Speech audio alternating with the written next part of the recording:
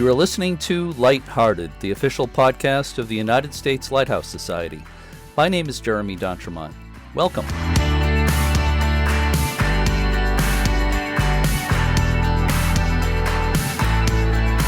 My co-host once again today is Cindy Johnson, Operations Manager for Friends of Portsmouth Harbor Lighthouses. Hi, Cindy. Hi, Jeremy. This is episode 82 of Lighthearted, scheduled for September 28th, 2020. But we're actually recording this on August 26th, and this date has some special significance. That's right. 100 years ago, on August 26, 1920, the 19th Amendment was officially adopted, giving women the right to vote. And that ties in very nicely with the main subject of this episode, which concerns women at lighthouses. But let's go back to September 28th. This episode will be released on September 28th. And what are some of the things that have happened on that date, Cindy? Well, Jeremy, on September 28, 1066, William the Conqueror landed in England, beginning the Norman Conquest. Oh yeah, I remember that. And on this date in 1928, Alexander Fleming noticed a bacteria-killing mold growing in his laboratory and discovered what later became known as penicillin. Also on this date in 1934, the French actress Brigitte Bardot was born. She once said, quote, "I say what I think and I think what I say," unquote. Well, everyone should probably think what they say before they say it. As far as saying what you think, well, I guess that's good to a point. Right. Sometimes a little filter is a good thing. Yes. So, Cindy, did you know that at least 5% of the lighthouse keepers in the United States between 1820 and 1859 were women? Wow, no, I didn't know that. Well, it's true. That's right. There are hundreds of female principal keepers and assistant keepers under the Lighthouse Service in the United States. And there are also quite a few women keepers in Canada, the UK, Australia. In fact, there are still some female keepers in Canada. I interviewed one of them, Karen Zacharuk, for this podcast recently. Our guest today has written a new book called Guiding Lights on Women at Lighthouses. Not just keepers, but family members as well. Cindy, please help me tell our listeners about Shona Riddell. Sure, Jeremy. Shona Riddell, who lives in New Zealand, has been writing for as long as she can remember. Both of her parents were writers, and Shona's first article was published in 2000 in the New Zealand Herald. She was hooked, and in 2002 she completed a graduate diploma in journalism from the Auckland University of Technology. Since then, she's worked as a magazine writer, web writer and editor, and as content marketer for several companies. Shona's first book, The Tale of the Anzac Tortoise, was published in 2014. It told the story of a tortoise from Gallipoli that was brought to New Zealand after World War I by Shona's great-great-aunt, a nurse in Cairo. Her second book, published in 2018, was Trial of Strength. It was a history book about the sub-Antarctic islands, and it included another family story, this time about Shona's British ancestors and their ill-fated residence on the Auckland Islands. Shona's latest book, Guiding Lights, shares the stories of lighthouse women from around the world and through the centuries, including heroic female keepers, isolated families, dedicated caretakers, and the lingering ghosts of old lighthouses. The book includes more than 100 photos, paintings, and portraits, and also extracts from poems, books, and old newspaper clippings.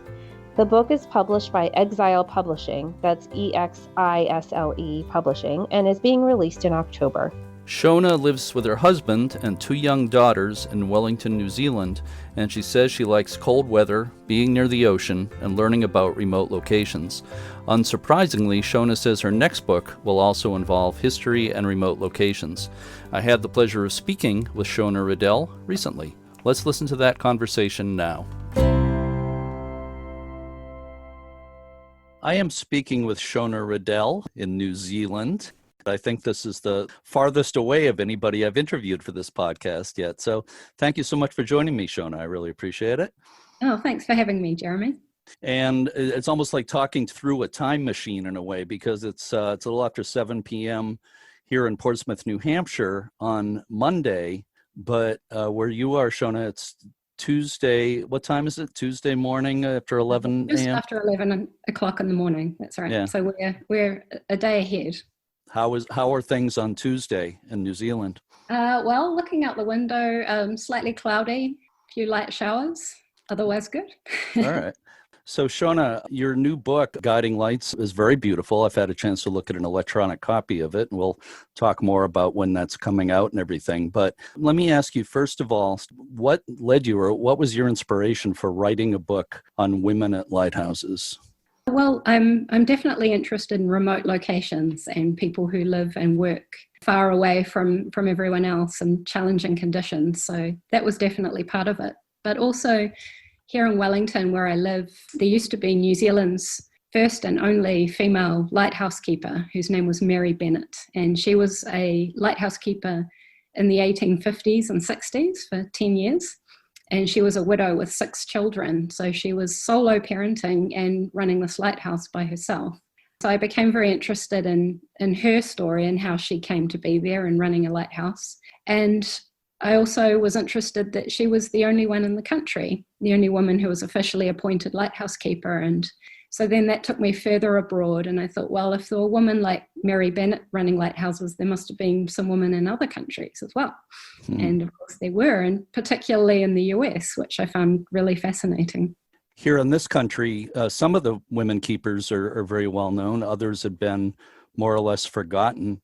And I know you know the book, Women Who Kept the Lights by Mary Louise Clifford and her daughter, J. Candace Clifford.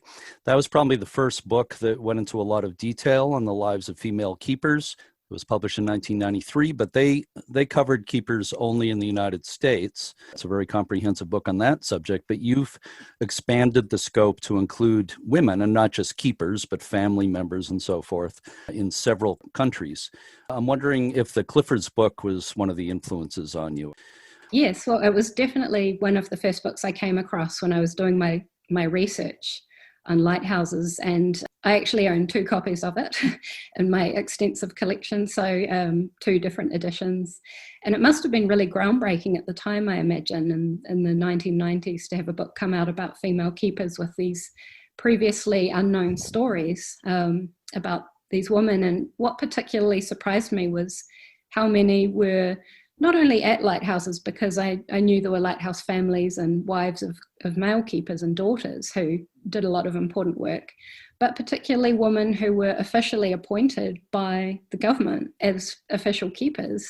And I was interested to learn about Stephen Pleasanton in the 1820s and to the 1850s, who was the superintendent of lighthouses. And he seems to have been quite a conservative, practical person, but he actively championed widows being appointed keepers.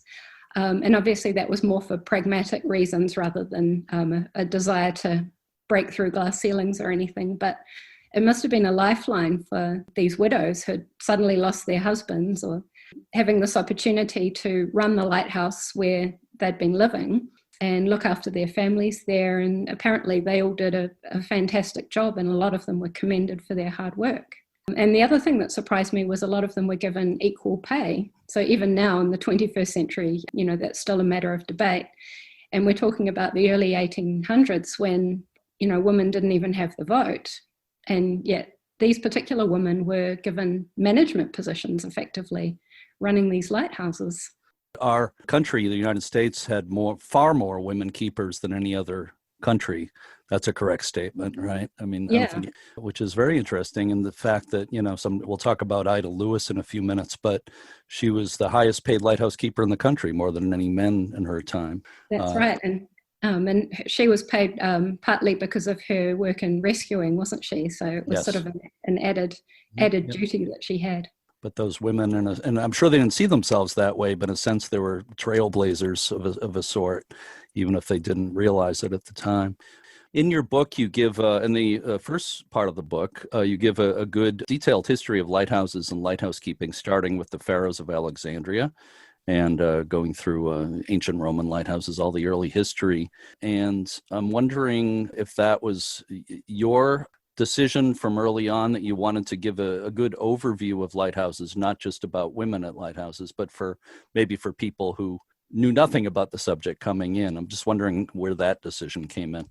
Yeah, that's right, because I was reading about these lighthouse keepers, and then I decided I really needed to provide a bit of context as to how these lighthouses came to exist in the first place, to explain then why there needed to be keepers appointed, and just the evolution of lighthouses from the ancient bonfires, which were lit as warning signals. And I probably went back a bit further than I'd originally planned, because I go back to Greek mythology right at the beginning of the book. Because when I was reading about these bonfires, on hills, it took me back to my school days learning about classics and Greek mythology and King Agamemnon and the Vestal Virgins and Hestia keeping the flames burning. So this idea of women as guardians of the light is obviously not a new concept. It's gone back a long time. That's true. Yeah, you did tie that together really nicely. So good job on that. You have a substantial chapter on Grace Darling, the English lighthouse keeper's daughter at the Longstone Lighthouse in England. I had the pleasure of visiting Longstone Lighthouse 3 years ago on a U.S. Lighthouse Society tour. It's one of my favorite lighthouses I've ever visited. It was incredible. She, of course, was involved in a rescue in 1838 that made her famous around the world. Again, she was a keeper's daughter. She wasn't a keeper herself, but she was celebrated around the world. She was in her early 20s when the rescue happened and became very famous. Why do you think the story of Grace Darling captivated people so much at that time? Well, I think at its core, it's a story of heroism and bravery. So this idea of a young girl or young woman in her 20s rowing out with her father to rescue shipwreck victims and literally saving lives. It's a great story, but I think at the time also Grace Darling embodied a lot of the characteristics that were valued in Victorian society. So she was, family was important to her and duty was important. And because she'd grown up at lighthouses, she was obviously quite sheltered. And so her values were about being, doing as she was supposed to and following her duty and kindness. And so I think it was an inspiring story, but also as a person, I think she was greatly admired because she was obviously very modest, and all the sudden attention took her completely by surprise. It was obviously very difficult for her because she was completely unprepared for it, and she became sort of almost symbolic. But yeah, I think she was admired, but also under a great deal of strain. And when you read the story, I don't know, it sounds like she was taken advantage of by people who were, trying to make some money and trying to benefit from that exposure. So she was obviously an incredible person to row out and save lives. And I know she encouraged her father to row out in, pretty stormy weather. So the story itself is pretty incredible, but, and then she only lived a few more years. I think all the fame and attention took its toll. Yeah. Oh, it's very true. It's an inspiring story, but it's also a sad story, the story of Grace Darling, for sure. And speaking of Grace, the Ida Lewis in Newport, Rhode Island in the late 1800s was often referred to as the Grace Darling of America. She's probably I would say not only the most famous woman keeper in American history, but probably the most famous lighthouse keeper in American history. I can't think of any men who are better known than her. And she was also one of the most famous women in the U.S. in the late 1800s. Why do you think Ida Lewis became so famous in such a big way? I think for similar reasons, in that she was performing very similar work. She was running the lighthouse with her family, and also she was rowing out, in quite sort of cold, stormy weather and saving lives. Although unlike Grace, she performed these rescues again and again her whole life. I think, her first rescue was as a teenager, and then in her 60s, she was still rowing out to fish people out of the water who got into trouble. So there's definitely a parallel between them. But on the other hand, Ida Lewis, A, she lived a lot longer than Grace, and B, as you said, she was appointed a keeper in her own right, and paid a lot of money for it. Which at the time was quite remarkable. And again, I think her story captured the public imagination. Having said that, for a long time her rescues went unacknowledged, didn't they? And it was only at one point where one particular rescue got into the papers, and then the story spread. And then she received similar levels of attention to Grace, in that there were marriage proposals and gifts and money and awards. And so all that must have been completely overwhelming as well, I imagine. But perhaps because Ida Lewis was slightly older or just a different character, she was able to take it more in her stride, although I'm sure at times the attention became quite wearying. Oh, absolutely. Yeah. She was, I think, stressed out by all of it. And for instance, when Susan B. Anthony visited Ida, she said that visit was much more stressful than any of her rescues. So she was extremely modest and didn't like being paraded through the streets of Newport in the 4th of July parade in 1869 either. She definitely didn't care for any of that. Before we move on and talk about keepers in other places, who were some of the other United States women lighthouse keepers that you found most interesting? Well, Kate Walker springs to mind. So she was the keeper at Robbins Reef in New York, and I sort of related a little bit to her story, not because I've ever been a lighthouse keeper, but because she was a mother of 2. And when she arrived at the lighthouse, I remember reading that she was about to give birth to her second child. And of course, she'd never seen this lighthouse before, and it was surrounded by the water with not even a bit of land for the garden, and she loved gardening. And I suppose I really felt for her just because I could almost see it, the idea of arriving at this tiny lighthouse and not even with a garden, and just having to adjust to that life. And even though she was so close to, a bustling metropolis in New York, her life was completely isolated. And I know that she came to love it. And of course, she was eventually appointed keeper, and she didn't want to leave. So that was one story that I enjoyed. And another was Harriet Colfax at her Michigan City lighthouse. And what interested me, I suppose, was that she wasn't a widow or a daughter of a keeper, but had independently decided to become a lighthouse keeper, which at the time was possible.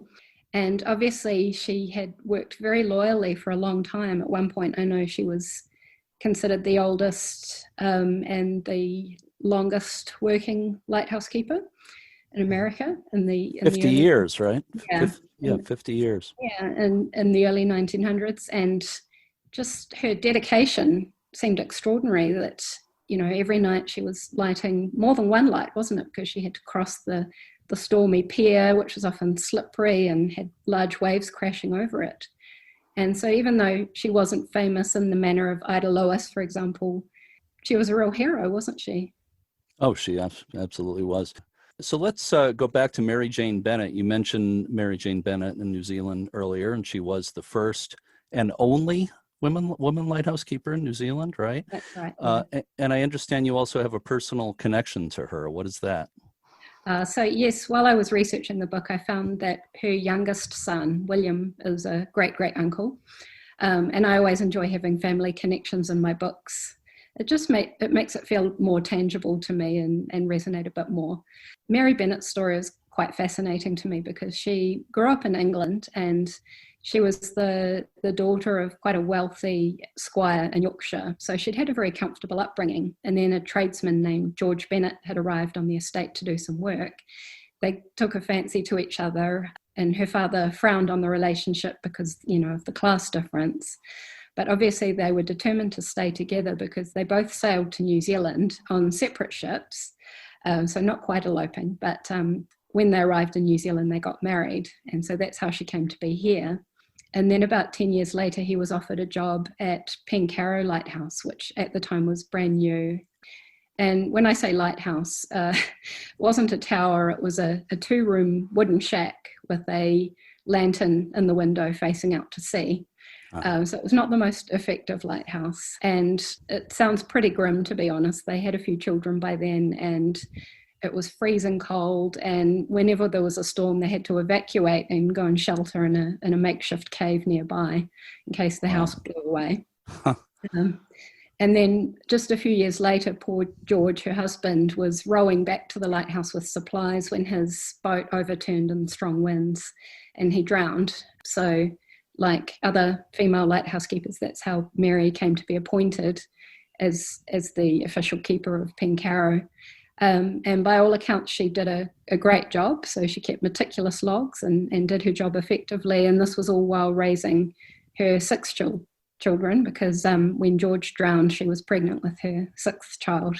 And her her baby that she had was William, who was my great-great-uncle.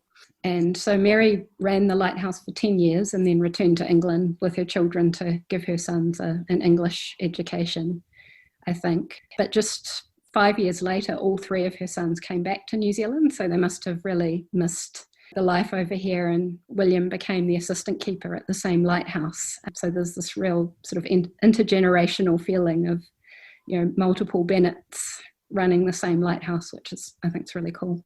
Yeah. Oh, it's really cool that you are able to kind of promote the history, the legacy of Mary Jane Bennett, because I think certainly in this country, most people aren't, even lighthouse buffs aren't aware of her. So your book will kind of spread the word in a number of countries. So I think that's great.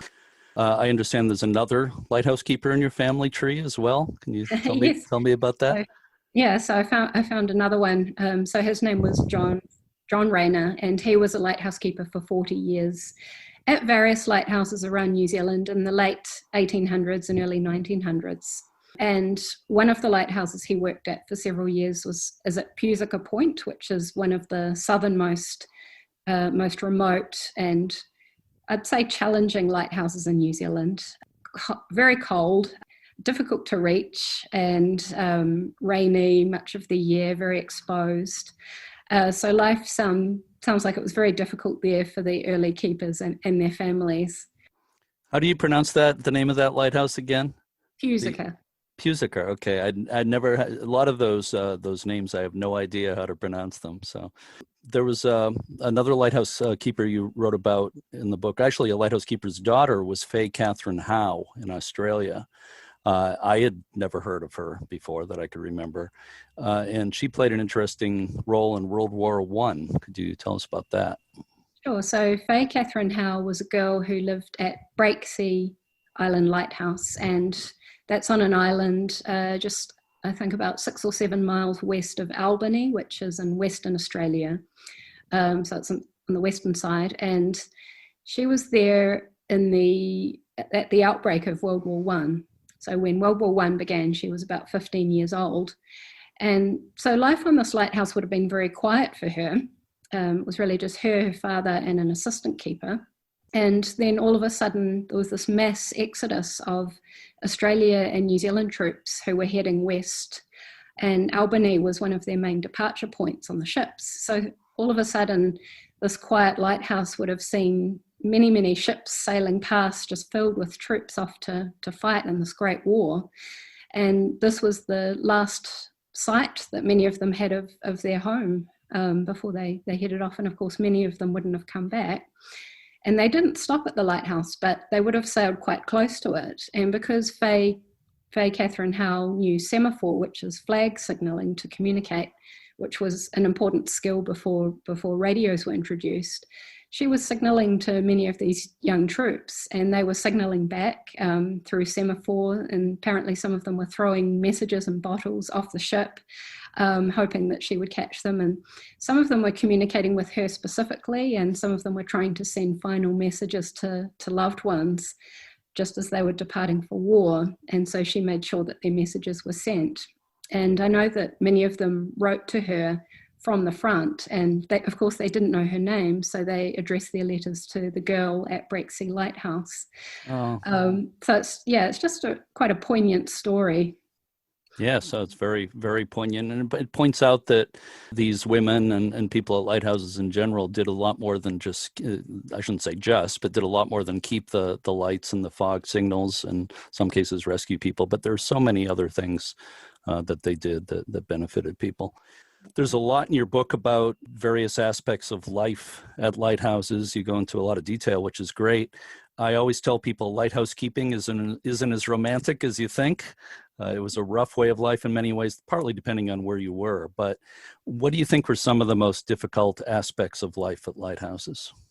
Well, certainly in 19th century lighthouses that were remote, I can imagine just the sporadic delivery of supplies must have been one of the greatest challenges that they faced, because, their supply boats would be held up by bad weather, and they would never quite know exactly when these supplies were going to arrive. So they had to depend very much on themselves. and be incredibly self-sufficient. Of course, medical emergencies must have been a real challenge. It's not like they had medevac helicopters the way we do now. And so I have stories in the book of mothers and lighthouse keepers having to, stitch their children's ears and, bring out the lighthouse medical box and dig into it and just do whatever they could in the moment to handle illnesses and emergencies. It's pretty incredible to imagine these days. Just the isolation of some of these places is so extreme, and that had to play so much a big role in their lives. I know you've interviewed lighthouse keepers about loneliness, and I know some people thrive on loneliness, but I can imagine for other people it would have been a real challenge, especially in the days before telephones and let alone internet. Yeah, for sure. Most lighthouse keepers, adapted and maybe were suited to that kind of life, but there were certainly quite a few who weren't, as I'm sure you ran into in your research. It wasn't a life that was for everybody by any means. You have a chapter in the book on ghost stories and other legends and mysteries at lighthouses. Were there a couple of those types of stories that kind of stand out in your mind? Yeah, so with the ghost stories, I originally wasn't planning on writing a chapter about ghost stories, but then the more I read and researched, the more I realized that these stories are a part of the lighthouse history because, they involve obviously they involve real lighthouses, but often real keepers or people who visited the lighthouse, and maybe the stories have become embellished or exaggerated over time. But they're still quite fascinating, and they're important for the preservation of lighthouses today because they draw so many visitors. But to answer your question about particular stories, I suppose one that I particularly was interested in was the one about Theodosia Burr, who, if anyone's seen the musical Hamilton, they'll know she was the daughter of Aaron Burr, the third vice president, who shot Alexander Hamilton in a duel of honor. And Theodosia Burr married a governor in South Carolina, but she was visiting, or she was supposed to visit her father in New York. And so she boarded a ship, but her ship went missing and was never seen again. And there were theories about what happened to her. Perhaps the ship was wrecked in a storm, perhaps looted by pirates, perhaps she was kidnapped. But there were sightings of her ghost around Cape Hatteras Lighthouse. So, I think I was particularly interested in the Burr-Hamilton saga and this idea of poor Theodosia wandering the beach looking for her possessions on this wrecked ship.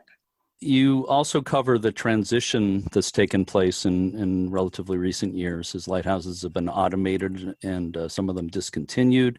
Stewardship has gradually been transferred to various organizations, government agencies, private individuals. Some of the lighthouses in the U.S. have been auctioned. What is your feeling about this transition? I'll split. I was going to ask you another question, but I'll let you answer that one first. How do you feel about this transition to the end of traditional lighthouse keeping and into other people being the stewards for the lighthouses? Well, in an ideal world, I'd like lighthouses to have keepers in them because I think keepers have always played an important role. But speaking pragmatically, I know that technology evolves, and so it's not surprising, given the changes we've seen over the centuries and millennia, that lighthouses continue to evolve in different ways, I suppose. Given what you found out in your research about what's happening to lighthouses now, do you feel optimistic about the future of lighthouse preservation? I feel optimistic about the preservation of some lighthouses. I love the fact that there are lighthouse societies and organizations that are working so hard to preserve the history and the towers. And I think it's so important because it's a really important part of our history around the world. Countless lives have been saved by lighthouses, and they really have shaped the world. And it's important that people can continue to visit them and learn from that history. So I know that there are many lighthouses around the world that are being taken care of, but of course the flip side of that, we are losing lighthouses. Some are being demolished, some are being destroyed by the weather, although I was interested to read that some lighthouses are physically being picked up and moved inland to extend their lives a bit longer, which is a pretty fascinating exercise, I imagine, to lift an extremely heavy tower and carry it inland. But I'm so pleased that all this work has been done to preserve the lighthouses. I'm pretty much in the same boat as you. I'm optimistic in the sense that there's so many people who care about them, but I think some of the more isolated ones are definitely in trouble, and the ones that are threatened by erosion, as you said, and high seas and so forth. You wrote about Karen Zacharuk at Cape Beale in British Columbia, Canada, one of the few women who's actually still an official lighthouse keeper today. Of course, Canada has over 50 staffed stations still, probably more than any other country that I'm aware of. I interviewed Karen Zacharuk for this podcast not long ago. I loved talking with her. She's a really interesting person. So they talk on occasion about destaffing all the light stations in Canada. And as I said, they still have over 50 at this point, including several women. Would you have any comment on Karen particularly, and about the other women who are lighthouse keepers today? Yes, well, I listened to that podcast interview you did, which I really enjoyed. And yeah, and when I was writing the book and I discovered that A, there were still lighthouse keepers in the world, and B, that there was Karen Zacharuk, who's a female lighthouse keeper in particular, I was very excited. And I really enjoyed getting to know Karen and hearing about her life on the light station. It's just fascinating that even today there are lighthouse keepers still actively working. And like you say, they do so much more than just keeping the light burning, although obviously that's an important part. But they protect the wildlife, they monitor the wildlife, they do conservation work, they do important search and rescue. So these are all things that computers can't replace. So I'm really pleased that there are still lighthouse keepers, and I hope they get to stay longer. Also, in the case of Karen and the other lighthouse keepers on the British Columbia coast, they monitor the weather and sea conditions, and they play a very important role with that also. So you live in Wellington, New Zealand, and Pencarrow Lighthouse is at the entrance to the harbor there. That's a pretty well-known one. And you wrote in the book about a visit there by bicycle. It was about a 45-minute bike ride, so it was not too long. It's not too hard to get there. What struck me was just how windy it was. And Wellington is a windy city by nature. It's kind of like San Francisco in that respect, I think. But just standing up on that hill next to the lighthouse on what was a relatively mild summer's day, and just having to shout to be heard above the wind and trying not to get blown off, really amazed me and just made me think, well, if it's like this on a nice day, what would it be like, during a howling southerly, which is coming up from Antarctica, because southerlies can be quite prevalent here. And it's, of course, a lot of lighthouses are exposed to the weather. But when you imagine what life would have been like, trying to raise a family, and doing pragmatic things such as, cooking and laundry at the top of this very exposed hill while trying to run a lighthouse at the same time, and getting up in the middle of the night to light the lamp and make sure it stayed lit, polish the glass and all the other things that they did, it just made it more tangible for me. So I enjoyed the trip, and I enjoyed seeing the lighthouse up close, because even though I live relatively close to it, I'd never visited it. And of course, lighthouses look a lot different close up than they do from afar. I was just thinking, as you were describing being there, sometimes I tell people this, and I'm always afraid they're going to think I'm crazy. And here I am saying it for our podcast audience. But when I visit a lighthouse, I often feel like they're trying to talk to me, like they have stories to tell, almost like they're speaking. Do you ever get that feeling? I did have that feeling. Yeah, it really brings the history to life. And one thing I like about Pencarrow Lighthouse is they have a lot of information signs up the walkway towards the lighthouse that give you an overview of the history. So when the lighthouse was originally built, it was New Zealand's first permanent lighthouse, and it was put together with pieces that had come over by ship from England, which was quite common at the time. So it was sort of prefabricated, and all the pieces were numbered, and then they had to assemble them, which must have been quite a job. And the other thing that struck me about going there was just the remoteness of it. Even though you know that lighthouse is generally by itself, when you're actually standing there and you have that perspective of looking back at the city, even though geographically it's not that far. It could almost be another world away, but especially in those days. It just really gives you an idea of how apart they were. Shona, you wrote in your book that when you were working on a book about lighthouses, people would light up, quote, light up, when they heard that's what you were working on. Why do you think people react that way? What is it about lighthouses that captivate people so much? Well, like you said, I think lighthouses are romantic locations, and a lot of people have an association with a particular lighthouse. I've noticed that when I talk to people that they usually have a story they like to tell me about a particular lighthouse they visited or a particular book they read that they really enjoyed. The other thing is that lighthouses are kind of universally recognized. I think everybody knows what a lighthouse is, regardless of which country they're from or which language they speak. Everybody knows what a lighthouse keeper is and the sort of work that they did. Although having said that, I didn't really know the details of the job, which I do now.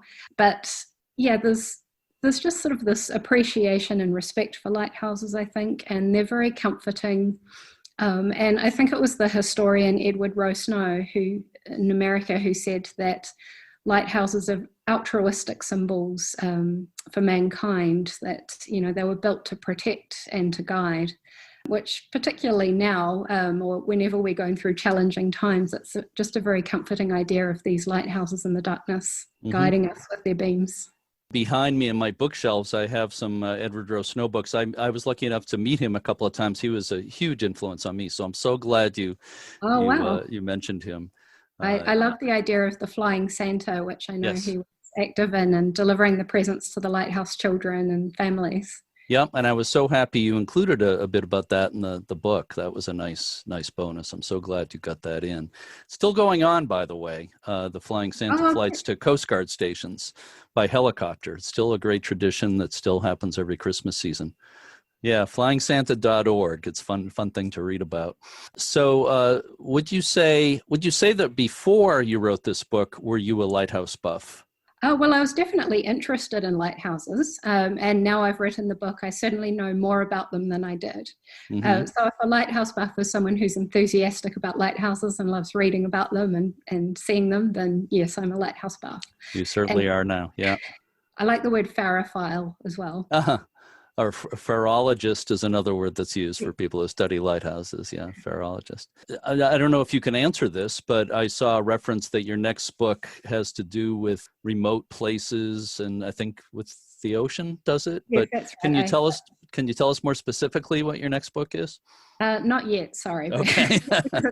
It's very early days, and it probably won't be out for another couple of years, but it's safe to say that it will be a history book, and it will be about remote locations and people with unusual jobs. Okay. Well, you're teasing us, but thank you, and I really look forward to it, whatever it might be. Do you think you would have liked to be a lighthouse keeper yourself? That's a good question. I think it depends on the location and the era. So I don't think I would have enjoyed being a lighthouse keeper in the 19th century in a very remote lighthouse. I think that I would have found that very difficult. But certainly now with, the increased connectivity that we have, and I definitely would like to spend a summer as a lighthouse keeper, probably not my entire life. I'm quite a solitary person, and I like being near the ocean. So yeah, there would definitely be some pluses, but I think I also enjoy getting a full night's sleep and modern comforts. Yeah. Well, I'm with you on that. We're speaking a little bit earlier, but people are going to be hearing this on September 28th. At least that's the projected date at this point. And I know the book is coming out soon in the United States. So when is the book coming out, and how will people be able to buy it? Yes, so Guiding Lights will be on sale in the US on the 13th of October and in Canada. And people will be able to buy it from Amazon and Book Depository and all good bookstores, just the usual places. I have one more question for you for bonus points. Okay. What was your favorite part about working on this book? Oh, my favorite part. Well, speaking broadly, my favourite part is just the opportunity to travel remotely, especially this year when many of us don't have the opportunity to travel. And I just love learning about new places and reading specific details, because history books can be quite dry with a lot of facts and figures. And I certainly have those in my book too. But what I'm interested in is, what did it feel like to live in those places and to work there and raise families and to save lives. And so really my favourite part was just learning more about these particular women. So I'd heard about Ida Lewis and I'd heard of Mary Bennett, but to really get the opportunity to dig deeper, I suppose, was my favourite part. I call it the rabbit hole of research because, you could do it forever and you never quite know what direction it's going to take you in. Well, that's a good term for it. It absolutely is. It can be a rabbit hole. That's a good thing. You want to get lost in that rabbit hole for a while. So, Shona Riddell, I thank you so much. It's a pleasure meeting you and talking with you tonight. It's really a pleasure. Thank you, and you've I've really enjoyed it. Good. And you've done just a wonderful job with this book. I think it's a welcome addition to Lighthouse literature about women at lighthouses, but just for anybody interested in lighthouses at all, they have to get this book. So thanks very much. Congratulations on the book. And again, thank you so much. Thank you.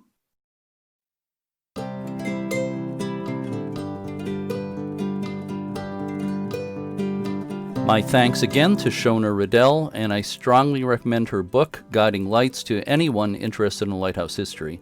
I want to mention again also the book Women Who Kept the Lights by Mary Louise Clifford and J. Candace Clifford. There were 3 editions published, and the 20th anniversary edition, published in 2013, is the best and most comprehensive. I believe it's now out of print, but you can find copies on Amazon. It's really one of the classic books on lighthouse history. And a while back on this podcast, we had Lenore Scommel as a guest. She wrote the best book on Ida Lewis, Lighthousekeeper's Daughter. And another woman mentioned in Shona's book is Connie Small, author of The Lighthousekeeper's Wife. That's right. I was lucky enough to know Connie, and The Lighthousekeeper's Wife is another classic about life at lighthouses. And while we're on the subject, I'll also mention the book Everyday Heroes, The True Story of a Lighthouse Family. I co-wrote that book with Simon Ponsart Roberts, who grew up at Massachusetts lighthouses where her father was keeper. You can still get Everyday Heroes from Amazon and other online book dealers. And The Lighthousekeeper's Wife by Connie Small is still available in a new edition, co-published by Friends of Portsmouth Harbor Lighthouses. Portsmouth Harbor was the last light station where Connie and her husband lived. Right. The bottom line is that there are a number of good books about women at lighthouses, which is a wonderful thing, and Guiding Lights by Shona Riddell is an excellent addition to the list.